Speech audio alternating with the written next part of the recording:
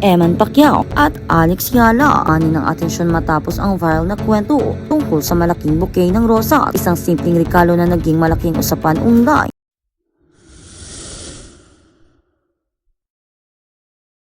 Sa panahon ngayon, isang simpleng larawan sa social media ay maaaring maging simula ng napakalaking diskusyon.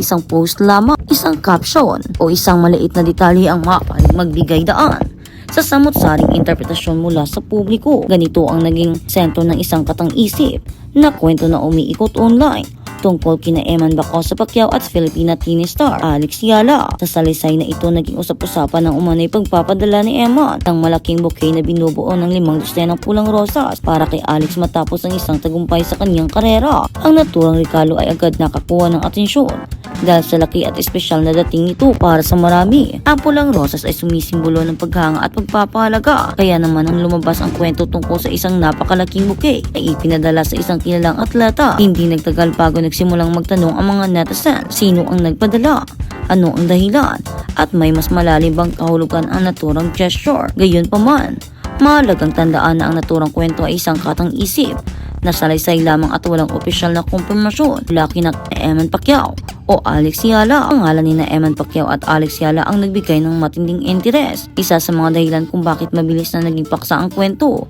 ay ang pagkakilala ng publiko sa dalawang personalidad. Si Alex Yala ay kilala bilang isa sa mga batang atletang Pilipino na patuloy na nagbibigay ng karangalan sa bansa sa larangan ng tenis sa murang edad.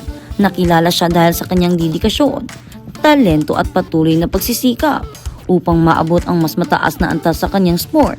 Samantala, si Eman Pacquiao naman ay bahagi ng pamilya Pacquiao na matagal nang kilala ng publiko sa Pilipinas. Dahil dito, anumang balita o kwento na nag-uugnay sa dalawang kilalang pangalan ay natural na nakakakuha ng malaking atensyon. Sa social media, mabilis kumalat ang mga diskusyon lalo na kapag dalawang personalidad na may sariling taga-subaybay ang nasagot sa isang kwento. Hindi lamang tungkol sa regalo ang naging usapan, mas naging interesado ang mga tao sa posibleng kahulugan nito. Ang kwento sa likod ng 5 dosenang pulang rosas ayon sa katang-isip na salaysay, nagsimula ang lahat matapos makatanggap umano si Alex Yala ng malaking bouquet ng 5 dosenang pulang rosas. Hindi ito isang simpleng maliit na regalo. Ang laki ng bouquet ay unang bagay na nakakuha ng pansin ng mga tao. Sa isang panahon kung saan halos lahat ng kilos sa mga kilalang personalidad ay maaaring makita online, hindi nakapagtataka kung bakit naging mabilis ang reaksyon ng publiko sa kwento. Ibinahagi umano ni Alex ang larawan ng mga bulaklak sa social media at nagpapasalamat sa nagpadala. Ngunit walang direktang pahayag tungkol sa isang relasyon. Wala ring malinaw na kumpirmasyon kung ano ang tunay na dahilan sa likod ng regalo. Dito nagsimula ang iba't ibang interpretasyon. May ilang nagsabing maaaring simpleng pagbati lamang ito, maaaring pagpapakita ng suporta sa isang matagumpay na atleta. Ngunit mayroon ding mga nag-isip na maaaring may espesyal na kahulugan ang isang regalong ganito kalaki. Kapag ang social media ang nagiging lugar ng haka-haka, isa sa mga pinakamalaking epekto ng social media ay ang bilis at paano kumalat ang isang impormasyon. Noong unang panahon, kailangan dumaan muna sa tradisyonal na media ang isang balita bago makarating sa maraming tao. Ngayon, isang larawan lamang ay maaaring makita ng libo-libo o milyon-milyong gumagamit ng internet. Ngunit kasabay ng bilis ng impormasyon ay ang panganib ng maling interpretasyon. Hindi lahat ng nakikita online ay kumpleto. Ang konteksto, isang larawan ng regalo ay maaaring magkaroon ng maraming kahulugan depende sa pananaw ng bawat tao. Para sa ilan, ito ay simpleng pagpapakita ng suporta. Para sa iba, maaari itong maging dahilan upang magtanong tungkol sa personal na buhay ng isang tao. Ito ang dahilan kung bakit mahalagang maging maingat bago gumawa ng konklusyon, dahil ang isang gesture ay hindi otomatikong patunay ng isang relasyon o espesyal na ugnayan. Reaksyon ni Manny Pacquiao sa katang-isip na kwento, kasama rin sa naging bahagi ng salaysay ang umano'y reaksyon ni Manny Pacquiao matapos malaman ang ginawa ng kanyang anak. Sa katang-isip na bersyon ng kwento, sinasabing napangiti umano ang boxing legend na malaman niya ang tungkol sa malaking bouquet. Ipinakita sa salaysay na maaaring nakita lamang niya ito bilang isang simpleng pagpapakita ng paghanga at suporta bilang ama. Maaaring natural lamang para sa mga isang magulang na makita ang kanyang anak na nagpapakita ng respeto at pagpapahalaga sa ibang tao. Gayunpaman, tulad ng iba pang bahagi ng kwento, walang opisyal na pahayag mula kay Manny Pacquiao tungkol dito. Ang mahalagang punto ay ang reaksyon ng publiko. Ang kadalasang nabubuo mula sa mga interpretasyon at hindi palaging mula sa mga kompromadong impormasyon. nang maging sentro ang usapan ng isang simpleng gesture sa mundo ng mga kilalang personalidad. Hindi na bago ang bilis na pagkalat ng mga kwento tungkol sa kanilang buhay. Minsan isang simpleng larawan lamang ang sapat upang magsimula ang napakaraming tanong mula sa publiko. Sa katang-isip na kwento tungkol kina Eman Bacosa Pacquiao at Alex Yala, ang isang malaking bouquet ng pulang rosas ang naging dahilan upang maging sentro sila ng usapan online.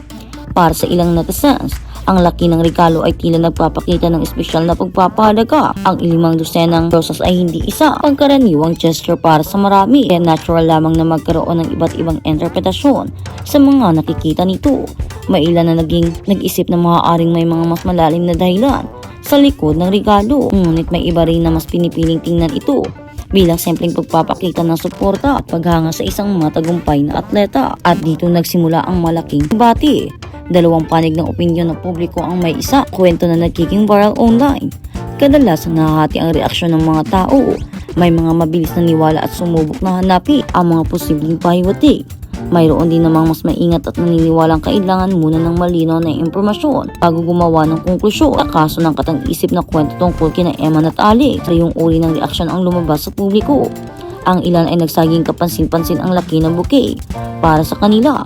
Maaaring hindi ordinaryong regalo ang isang malaking koleksyon ng pulang rosas, lalo na kung ipinadala ito sa isang personalidad na palaging sinusundan ng publiko. Ngunit ang kabilang panig naman ay nagsabing hindi dapat lagyan ng ibang kahulugan ang isang simpleng gesture. Maraming isang atleta ay nagbibigay lamang ng suporta sa kapwa Pilipino. Maaaring isa lamang itong paraan upang ipakita ang pagpapahalaga sa tagumpay ng isang tao. Dahil dito, maraming tagahanga ang nagpapaalala na hindi lahat ng bagay na makikita online ay dapat gawing malaking kontrobersya.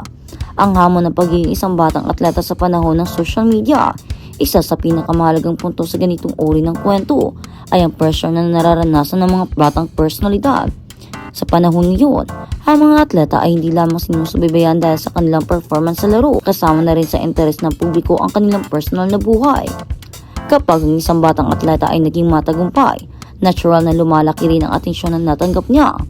Ang bawat larawan, bawat post at bawat simpleng kilos, lahat ng ito ay maaaring bigyan ng iba't ibang interpretasyon ng mga taong sumusubaybay. Para kina Alex Yala at iba pang batang atleta, maaaring maging hamon ang ganitong klase ng atensyon dahil habang kailangan nilang manatiling nakatuon sa kanilang karera, kailangan din nilang harapin ang interes ng publiko sa kanilang buhay sa labas ng sport. Hindi lahat ng nakikita online ay buong kwento. Isa sa pinakamalaking aral at pinakamahalagang aral mula sa ganitong sitwasyon ay ang pagiging responsable sa pagtingin ng mga impormasyon online. Ang isang larawan ay magpapakita lamang ng isang bahagi ng pangyayari. Hindi nito palaging ipinapakita ang buong dahilan o atensyon at intensyon sa likod nito.